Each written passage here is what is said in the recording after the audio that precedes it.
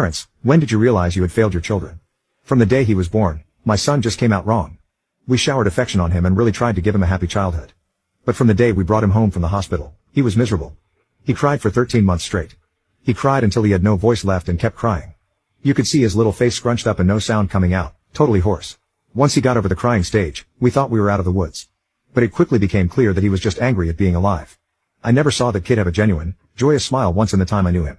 I saw him grin a vicious, horrible grin many times. He took a perverse pleasure from causing pain or suffering or breaking a rule, but a smile from real pleasure at something nice? No, never. Not once. He had no interest in anything positive. He was fueled by hate, and everything he did was bent toward that. As soon as he could walk, his mission in life was to destroy things. He would break or try to break anything that came in his range. When he grew older, he became more and more unmanageable. Therapy and meds were hopeless. He would bite, kick, scream, scratch and spit at anyone trying to do anything with him. He was kicked out of school twice before he was 9. The next school put him in a special class that kept him away from the other students. We had to install a door and lock on the kitchen because he would steal knives and use them to gouge the walls and furniture or chase people with them. When he was 10, he stabbed me with a kitchen knife in the hip and butt. I still have the scars. As he grew older, he grew darker. He moved into setting things on fire and torturing local animals. There was a stray dog that hung out around the park near our house. My son blinded it in one eye with a barbecue fork. He would dip cats' tails in gasoline and light them on fire. He became a violent, stinking, vicious beast that lived in our house. When my son was 16, my wife got pregnant again. I can't tell you how different our reaction was. Instead of joy, we felt horror. My son had been such an unending nightmare for 16 years. We couldn't take the idea of starting again from the beginning. We talked a lot about terminating, but in the end, we decided that my wife would have the baby. If it turned out evil, we would put it up for adoption. We knew we just couldn't do it again with another child like our son. We had a daughter. She was normal. Suddenly we saw what our lives should have been like the whole time. How things would have been had our son not been himself. She laughed at things and was happy. After 4 months, she was sleeping through the night. I can't describe the relief and happiness that we both felt. Up until that time, whatever mistakes I made, I'd always tried to do the best for my son. I tried to love him and care for him, I really tried. But when my daughter was born, my wife and I both instinctively just turned toward her. She became our focus, not from malice, but just because she was so much easier. She was so happy and sweet. Every moment we were with her was like magic. I understand this was wrong, but we honestly couldn't help it. My son hadn't cared about my wife being pregnant. When we brought our daughter home, he started acting out even more.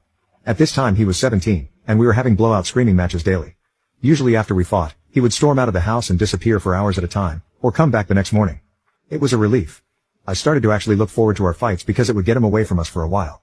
After the birth of our daughter, my relationship with my son was almost entirely gone. Our only real interactions were screaming at each other. My wife was even worse with him. She just had nothing left. By that time, if our son even came into the same room as her, she would just stop whatever she was doing and start screaming, "Get the hell away from me. Get away. Get the hell out." Until he left. He started spending more and more time out of the house, which was a blessing for us.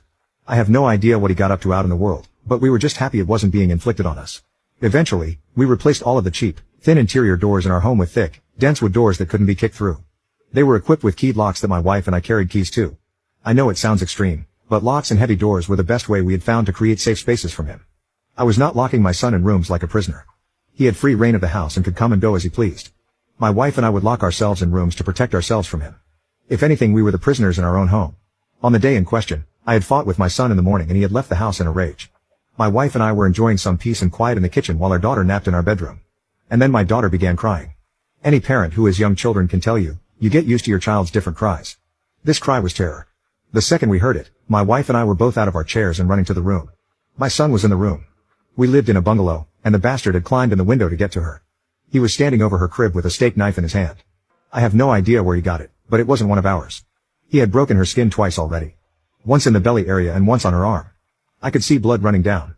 When I entered the room, he was dragging the back of the knife down her face, not cutting, but almost tickling her with it, teasing her while she screamed. He looked up at us and smiled. Before I knew what I was doing, I was instinctively moving, running to put myself between them. Even with that, my wife got there faster. It was like a movie on fast forward. She got to our son and bashed his hand away, knocking the knife across the room. She then shoved him with her whole